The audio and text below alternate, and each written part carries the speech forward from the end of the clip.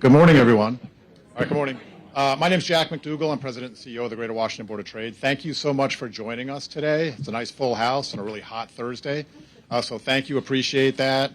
Mayor Bowser, thank you so much for joining us today. Looking forward to this conversation. Janine, thank you so much for your support and friendship, and looking forward to this conversation as well as hosting us today. There's a few things going on, so I think we can find a few topics to talk about here. But with that, Janine, why don't we kick this off? And from a Board of Trade perspective, we recognize that there are a lot of challenges in the marketplace right now and across our economy, but we do think our best days are ahead. And Mayor Bowser, we do very much appreciate your leadership, and we think that there are some amazing things possible for us as we move forward. So welcoming that. So with that, Janine, want to kick us off? Okay, now we're on. So first, Madam Mayor, thank you very much for joining us again. I feel like we're about to do this annually. The last time we did this. Oh. Yes. We improved our mics since the last time. Okay, very good. Yes, those who are laughing were here. So first, before we kick off this conversation, I want to just say thank you, Madam Mayor, for joining us. Thank you for leading the city. Thank you, Greater Washington Board of Trade. Holland and Knight has been a longstanding partner. And of course, I couldn't be the partner in charge of this office if I didn't do a slight advertisement. So Holland and Knight, we have over 2,200 lawyers and professionals in 35 different offices, and we are here to serve any business needs you may have. With that being said, let's kick off. Thank you. So I had to get it in. There's a reason she's the partner in charge. So one of the things that you recently transmitted your budget to the council, you have made significant investments. Yes. And I think where we want to start is, you had to make some really tough choices and some trade-offs. And so can you tell us, what trade-offs you faced in developing the budget, and particularly given the CFO's forecasted revenue shortfall of $1 billion over the next, I think, the life of the financial plan? 4 years. Yeah. So tell us about those sort of decisions. Sure. Well, thank everybody for gathering. I want to thank the Board of Trade. I want to thank you, Janine. I was thinking back on how I came to know you. I think, probably before you were working for Mayor Gray, but I've just followed your work, and I know you know how things get done in D.C., so we appreciate your leadership. So this budget, I think, has been among the most difficult that I've worked on. This will be my 11th, I think, budget that I've submitted to the council. All have focused on our priorities and the promises that we've made DC residents. I look back on my last 10 years, and I know a lot of the big things that we promised to do, we've been able to deliver, like a new hospital east of the river, $1 billion in Ward 8 at Congress Heights.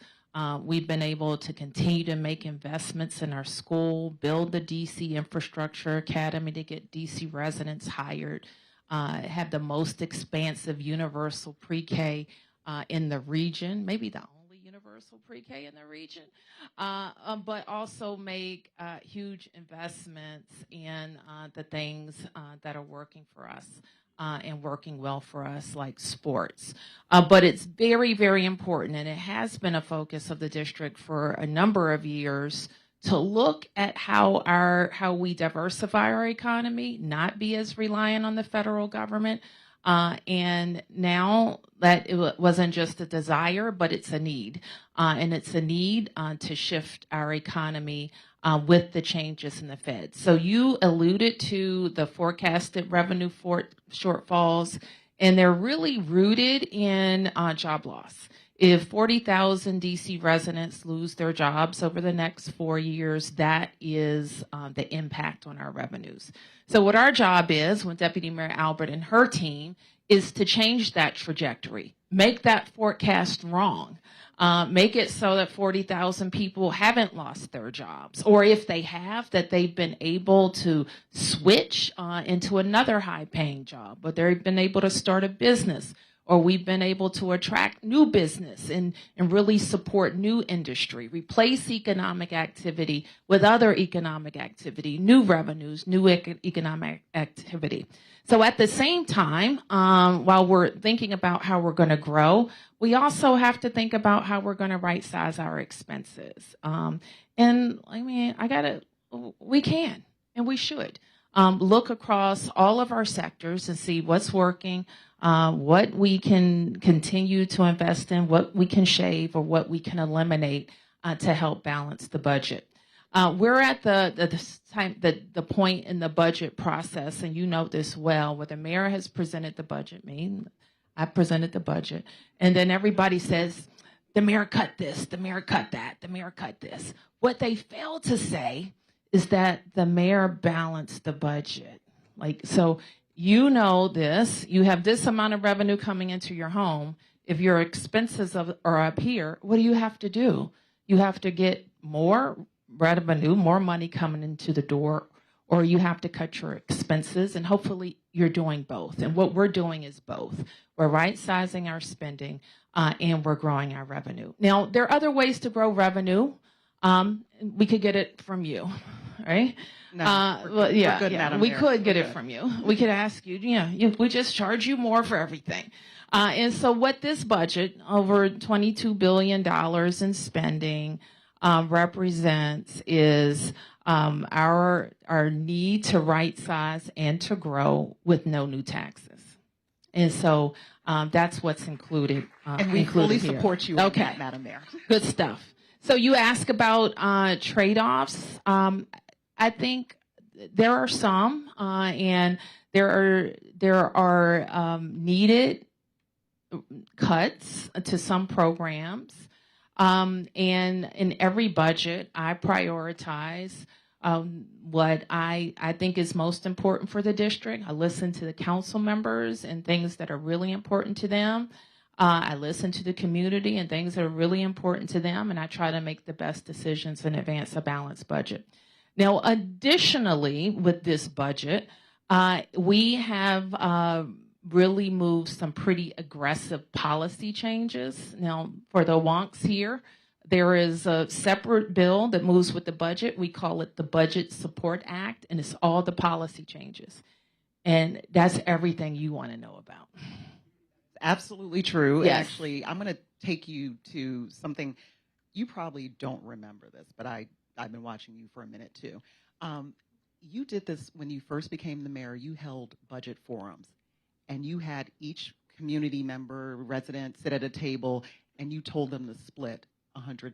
Do you remember you did? Yes, I've done it every year Yeah, since. so- Yes. I didn't realize you're still doing it, but Yes. I remember thinking, and I was like, wow, that is an amazing thing to do, really, to anchor the residents. And so, This year we only gave them $90. well, that's inflation. Mm-hmm. So a couple of things I want to talk about. You mentioned growing additional industries, and one of the things you put in the budget is the Qualified High Tech Company Incentive, and you are trying to launch a technology ecosystem fund. Yes. So can you talk to us about why that's important and why you're aiming to build that fund? Well, we have, while we are known as a government town, part of being a government town is we've always had really highly trained and qualified technologists in this region. It's just that many of them work for the federal government, and some of them are now available. And so we have a lot of tech talent here, and we need the rest of the world to know it. We know that industry follows talent. They need to hire great people, and great people want a great place to live. And so that's us. And so we need to continue to encourage businesses to start here. Now, the part of our growth agenda is telling those businesses and telling industry that this is a good place to start a business and grow a business. And that's why a major pillar of our growth agenda is how do we continue to grow our reputation as a good place to do business.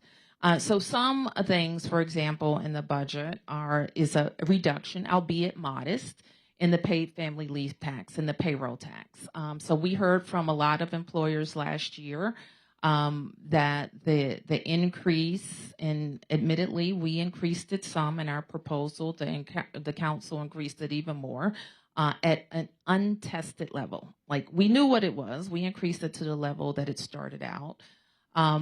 But I think to make good on our commitments to make the district more friendly to start and open a business and be predictable with expenses, we need to be on a path to get that tax down. And so we have presented that to the council for consideration, and would continue to look for your support. We've done other things like in the area of affordable housing and housing reform, like TOPA reform. And yeah, go ahead. I was going to go there. So one of the things that I did want to talk about is, like, you've done 3 bold things with your budget, right? And including the Rental Act in the budget. So talk to us about why that was so important to get it in the budget. Well, it's really important. Now, we introduced it, I guess, in February or March. So we introduced it at the early part of the year after our DHCT team and DMPED team worked really hard with stakeholders about what we needed to do to fix our affordable housing ecosystem. I think, I have spent, and with the community and the council's support, 10 years really focused on building more affordable housing in the district. We've done so with various tools, especially the Housing Production Trust Fund. And as a result of having a neighborhood by neighborhood goal to add more affordable housing, we produced 36,000 units in 5 years in this city with our development community. Unfortunately, COVID and COVID-era policies have put that all at risk. Because it basically upended the relationship between landlord and tenant. And people stopped paying rent. Okay? People who did pay rent and who are employed stopped paying rent. They stopped paying their utility bills. They just stopped paying. And our policies allowed for it related to COVID, and then they lingered, and we're still dealing with that. So we went from being an area where capital wanted to come, and in all of our development partners, they could put together the financing for our projects, to being one where that wasn't possible. So we really need the council to act. So they have the bill. They've had it since February, March. I think they had a hearing, and we needed to move. And so we needed to move with the budget, and that's one way that we know when it's going to happen. Fair enough. So the other thing, going back to sort of the 3 things that I thought were really bold in your budget, you put in a repeal of Initiative 82, and you have always placed the residents, right, at the top of your org chart. Mm-hmm. Tell us why you did that, and what did the industry tell you they needed? And that's, just to share with everyone your thinking and why that was important. Well, the restaurant industry is one of our most important industries. Let's be clear that tourism and hospitality, entertainment, sports is a growing economy that employs a lot of DC residents. People, you're probably tired of hearing me saying this. It's not just fun and games. Like, it's real dollars and cents. And we need it to work. And our restaurants are suffering because of an initiative, well-intended, well-meant, that said that we would basically require restaurants to pay staff minimum wage regardless of tips. And to grow that until I think it reaches $17.50. This July, it was going to go up to $14 an hour. And so the restaurants that surround us don't have a similar requirement. They're all kind of suffering from high inflation and tariffs, job loss. But our restaurants also have this wage requirement that's making them very pessimistic about being in the district, pessimistic about their ability to stay in the district, and others looking to come into the district pessimistic about being here. And on top of that, the workers are making less money on top of it. So you going into downtown DC restaurants where the drinks are like $40, right? and people are buying them, and you would get a big tip on those bills. And now what the servers are getting is people saying, and I'm right about this, they start examining the receipt. I'm not kidding. Closely. And then they say to the server, what's this? What is this? Who gets this? Is it yours? And then they get into an argument with the server. And then the server says, it's not my fault. I don't get the money. And so now you have, instead of enjoying your meal in downtown D.C., you're having an argument about the increased bill. So people are going to pay less. They have less. So they're going to pay less.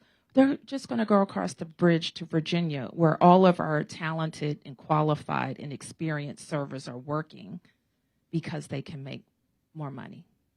So we have to deal with that. Then you have the big, beautiful, whatever you want to call it, that's out there that says there's no tax on cash tips. And so all of this is circulating. So what the council has done is pause the increase.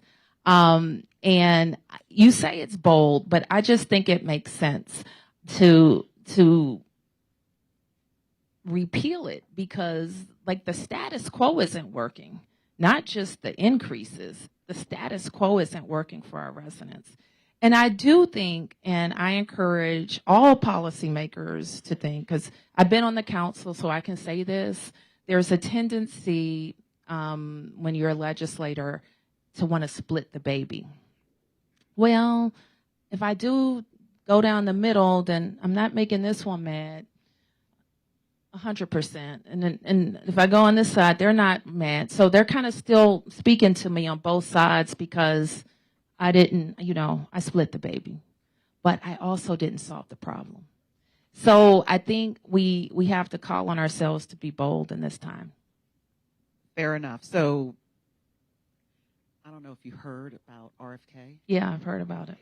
So, one of the things you did was put in the money and the deal into your budget. Uh-huh.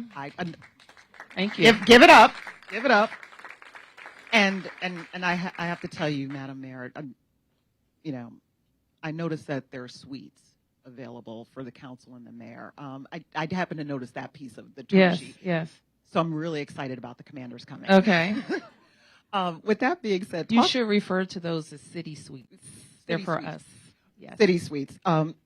So talk to us about what your vision, because returning the commanders here would be amazing. Yes. But you have a broader vision for that site. And so talk to us about that broader vision and how that fits into, what you believe are the investments that you're making in the city and its residents. Right. Well, sometimes, what I found is, like, when we work really hard at something and we do something big, people forget how hard it was, and it's kind of baked in, and it's kind of assumed that it was going to happen. Just last year, this time, we didn't even have control of RFK. 180 acres. We didn't even have control of it. And we had to go through a lot of hurdles, including some that may surprise you, to get it. And to be able to control our destiny. So 180 acres on the banks of the Anacostia, on the monumental access in the most important city in the world. That's what we're talking about. Bold. And it is now a falling down stadium surrounded by crumbling parking lots. And we have the opportunity to bring it to life with $2.7 billion of other people's money, namely the commanders, to get started and be catalytic in the other development. So in the 180 acres, in addition to the stadium, there'll be a restaurant and entertainment plaza, which is one pad, and then another pad that's likely to be 100% residential, a recreation pad where we'll continue to have our fields and build an awesome sports complex, and then the riverfront district, which will be along the Anacostia, and about 30% of the land right along the Anacostia will always be green. We can't build it. We can't build a thing on it. And so it's just an awesome opportunity. It's going to be the biggest infrastructure project in the district's history. And the reason why I wanted you to take some time is to talk about those pads is because we've all been focused on returning the commanders, but you were focused on that in addition to everything you laid out. And I wanted to make sure that the room got to hear from you that it's bigger than just the commanders. It is, because if it was only going to be a stadium, we wouldn't be as interested. We wouldn't be as interested in putting our money into it. And if it was only going to be a stadium, then the Park Service could have kept it, right? And it would be a stadium. And the Park Service can still call it back.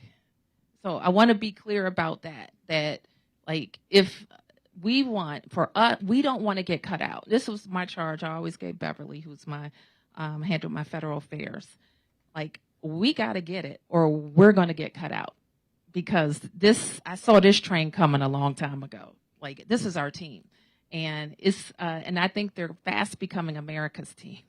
And in the nation's capital, this is our team. So we want to be in the driver's street. That's where we are right now. Absolutely. So a couple of other things that you've done in the budget. You've included $2 million to the plan for revitalizing Farragut Square, McPherson Square, and Lafayette Park. How do those fit into your broader economic and livability vision for downtown? Well, it builds on, and you're seeing the pillars of the growth plan. We continue to invest in downtown. Downtown has allowed the district to create the type of amenities that have allowed us to grow to over 700,000 people. People want to live here because we have great neighborhoods, great schools, great parks, great transportation.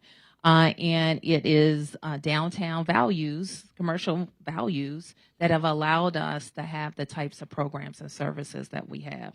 More than that, in terms of the human services, you really can't go anywhere in the region and see the type of supportive services that we provide to DC residents, from what we do with healthcare to aging services to other income supports than what we do here in the district. We can't do that if we don't have robust commercial areas that produce jobs and revenue. So you talked about jobs. So tell us about how you're ensuring workforce development investments lead to measurable upward mobility, in particular for Ward 7 and Ward 8 residents. Well, I will tell you, and we're very focused on our federal strategies right now, and a big component of that is our workforce investment. So we've always had a focus on how we prepare Washingtonians for high growth jobs.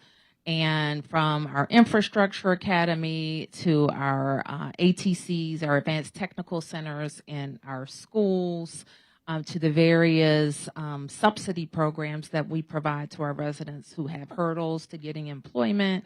We're always focused on moving people and jobs. And if you look at from when I started our unemployment numbers in Ward 7 and 8, Courtney will remember this because this was her whole job. How do we drive? They were in the double digits, and now they're closer to the national average. So we have been able to not only grow jobs in the district, but connect DC residents to those jobs. But like the task continues to be great. Like the income disparities in our city, none of us can be proud about. So we want Washingtonians to have access to good paying jobs and to creating their businesses and getting business opportunities in the city. Another big focus of ours that's also reflected in the RFK agreement. We produce every year a kind of a list of opportunities for companies, CBEs, to work with DC government. We call it the Green Book. And we went from, in 2015, spending about $300 million with our local businesses to over $1.5 billion last year with our local businesses. And one thing that we are doing in the RFK agreement is we will put a project labor agreement on it, but we will carve out work that's less than $15 million.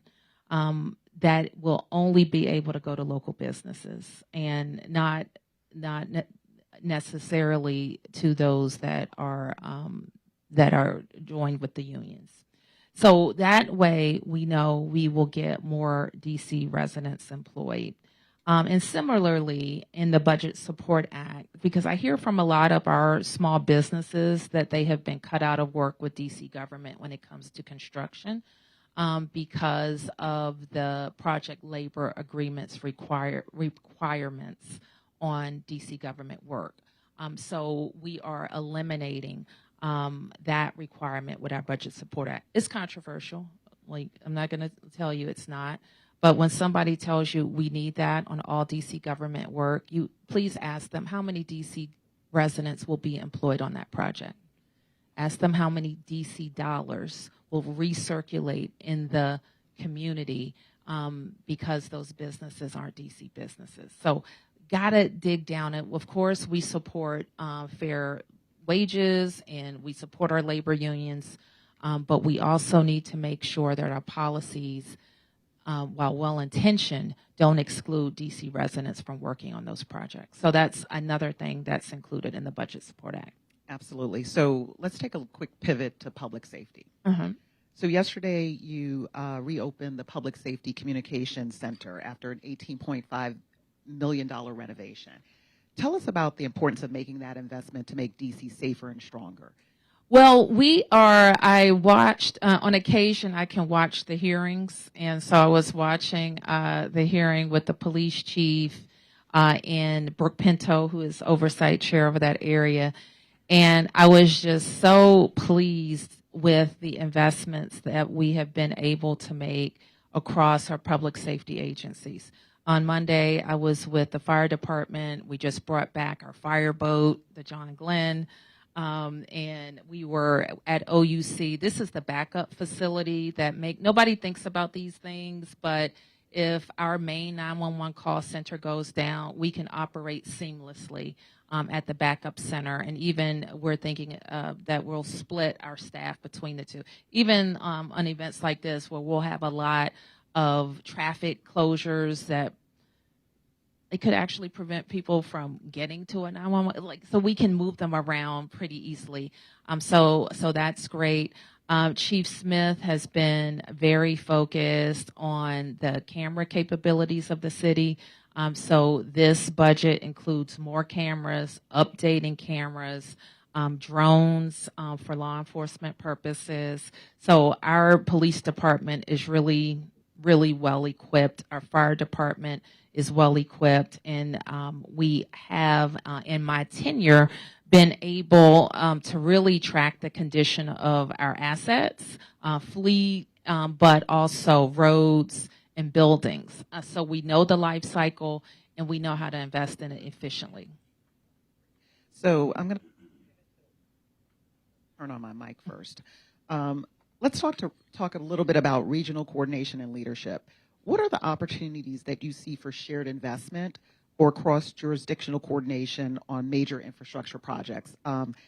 Personally, I don't want to see any outside involvement in RFK, but do you see the opportunity for any sort of regional, coordination on RFK or the NOMA pedestrian tunnel?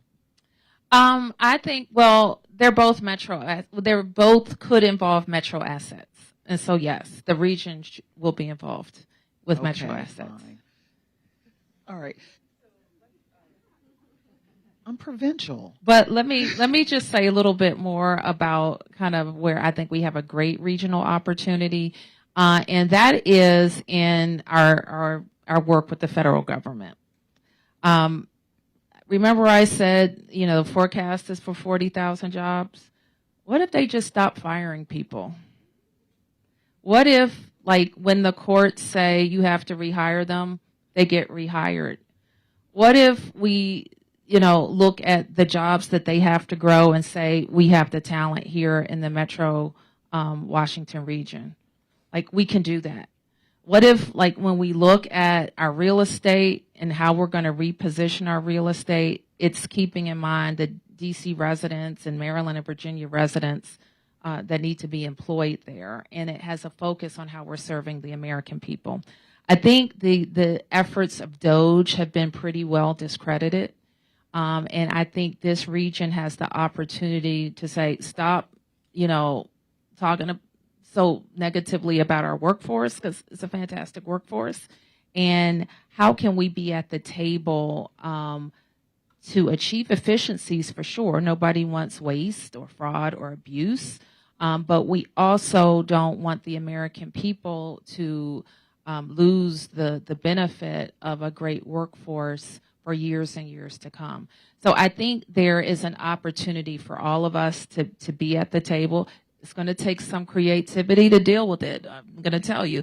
But it's worth doing so that we are making sure that people have great jobs in our region and continue to live here. So I'm going to ask you a question that you probably don't know. Is what's the toughest part of your job? The toughest part? You asked me this on the wrong day.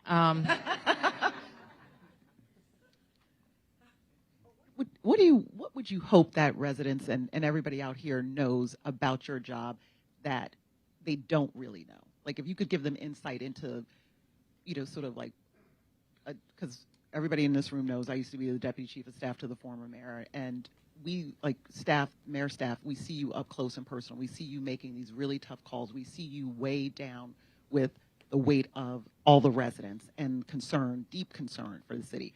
So my question is, if you could share with everyone in here and you could share with the residents this one glimpse into the, sort of what keeps you up at night. Well, I think people probably don't know that in some periods during the year or the work, this kind of work is kind of cyclical. I'm in the budget cycle now. The next will be our legislative cycle, all of these different cycles. But I fight all the time. I'm fighting something all the time. There's always something coming at you. It's always something that, I may not even know what I'm going to fight about going into it. But I'm fighting about something all the time. And that is kind of the job. Like these very excellent people that work for me, they have to have those. But some of those fights are only fights I can have. And that is, and I say fight, but, I mean debate, I mean pressure, I mean push, pull, and sometimes I mean fight. And that is like the job that I don't think people really see. And they don't. And I would say they don't necessarily appreciate, right, that you are in this sort of fighter role at all times. They do, but what's interesting is that when I do it, I'm like, I can't agree or I can't cooperate or why doesn't she just go along? And maybe some of the ladies in the room know what I'm talking about. So that's what it looks like when somebody else does it. They're strong and they're bold and they're dust. And so sometimes I think what the residents see is, well, Muriel, why don't you just do that? No, that's not right. And that's not what's good for the district. So I have to fight for what's good for the district. I'm not here to placate. Yeah, that. Mm-hmm. So I need somebody to tell me, keep me honest about time. Where am I at on time? Okay. So I think I'm at the 40-minute mark. Am I right, Jack, with the team? Okay, so this is where you all get to ask a question. So I see the first hand, Ernie Jarvis.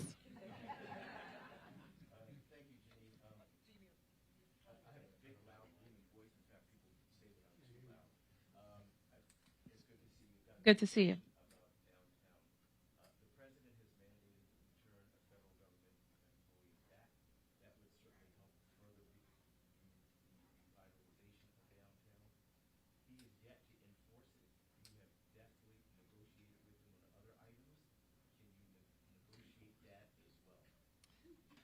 I'm working on it. So we have asked them for the data, and I give this example all the time. I gave it to President Biden. I give it to the Trump people. I work, my office is right across from Commerce. For the first week that they got there, we saw activity.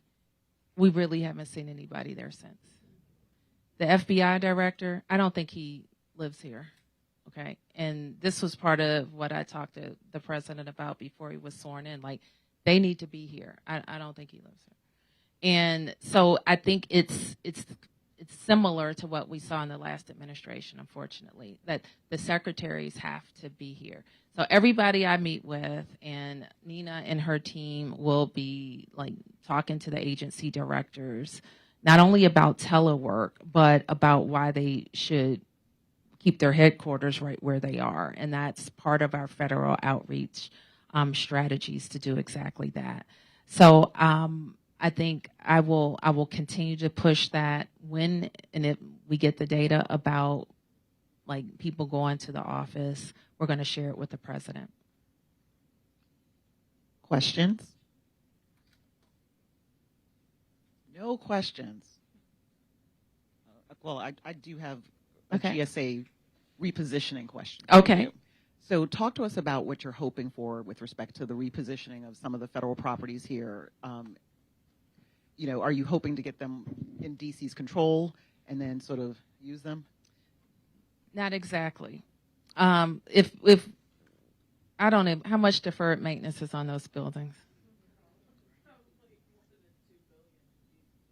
So we're just hoping the private sector engages with GSA to Yes. reposition. So I wouldn't say that we don't want any of them, but it's yet to be determined. We do see a great opportunity in Southwest between the wharf and the mall, in those buildings in that area. Nina will be kicking off some visioning around what could happen there. Those buildings, and she has some insight of what they were doing because. So I think that's where we see a lot of opportunity. We identified some in the downtown in our Gallery Place Chinatown work that are close. FBI, what's the other building?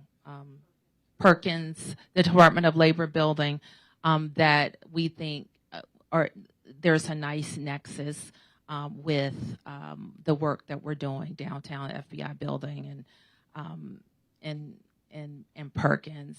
But what do you do with a building like the Department of Commerce? Okay, this is the nation's capital. We're built on LaFont's plan. Our buildings are meant to really demonstrate the might of the United States of America. So, our argument is that the United States and our government needs to be making those buildings more modern and use them. Because we will, though, continue to collect ideas about what we do with some of those underutilized, really grand federal buildings. Questions? All right. So I'm going to ask you one final thing. Okay. If you had one message for the DC business community as they plan ahead in an uncertain economy, what would it be? Well, I always would say this: never bet against the district. Never bet against the district. Like, we are still, with the changes that we're making, a very financially strong city. There continues to be great interest in being here. And with kind of the change, people who didn't look at us are looking at us now. And so I just think if all of the talent in the DC business community, development community, and otherwise has built our downtown once or twice, and it's going to happen again. So that's the biggest thing I would say is don't bet against the district. I will also say that we remain a nimble jurisdiction, 13 council members and one mayor, and obviously one mayor, and so we can make changes quickly and adapt. And quickly, all the back and forth we will continue to have, but we can move policies that are interesting to business and industry when we're working together. So I think that I would also say that just don't bet against the district. I feel pretty strong about that. The last thing I will say, though, to the business community is you gotta lock in because I think that kind of the examples with our public safety environment and our rental housing environment that have been upended by policies, our policies. And just like policies get made, they can be repealed, they can be changed, they can be amended, but they won't be without a real concerted push and effort. And I felt this, and I shared with Nina. We were at another event, and it's tough is I know a lot of people were concerned about rental housing, concerned about concerned about capital, you name it, concerned about everything. I left that event and I was like, man, those people seem so happy. And they were happy because we had an action plan for them. We have an agenda, a growth agenda. And we have done hard work. I've taken a lot of political hits for some of the policies you call bold, others call them controversial. You know, some of them you can't, nobody wants to touch TOPA. All right, I've been down there 15 years. Nobody would touch TOPA. We have a very reasonable plan to modernize TOPA, and we have to do it. We have to tell the truth about net zero requirements. They sound good, but we can't. If nobody will build anything in your jurisdiction, what's the point? And so we have to tell the truth. So what I would ask the business community to do is to lock in on this and get this growth agenda moved. Because I promise you, if we're sitting here next year and we didn't get these things moved, shame on us. Shame on us. So we got to get them moved. Did you have the esteemed...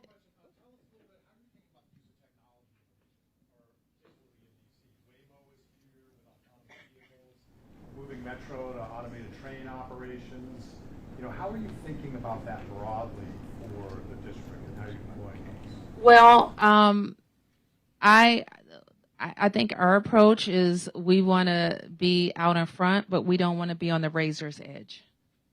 And so we need policies that keep us all safe, but attract more business. I don't know that I would connect Waymo and automated Metro. Metro has had this capability for many, many years and has been tested. And I have great confidence in Randy Clark's leadership. I think what he's done at Metro has been remarkable in a short period of time. And we have the best, safest transit system in the world. And so what we want to continue to support their activities. And so we will talk to we will talk to everybody about autonomous vehicle travel that's interested in doing it safely. All right. So, Madam Mayor, you're kind of busy. So I'm going to thank you graciously for your time. Thank you. And thank you, everybody. Thank A you. round of applause for the mayor.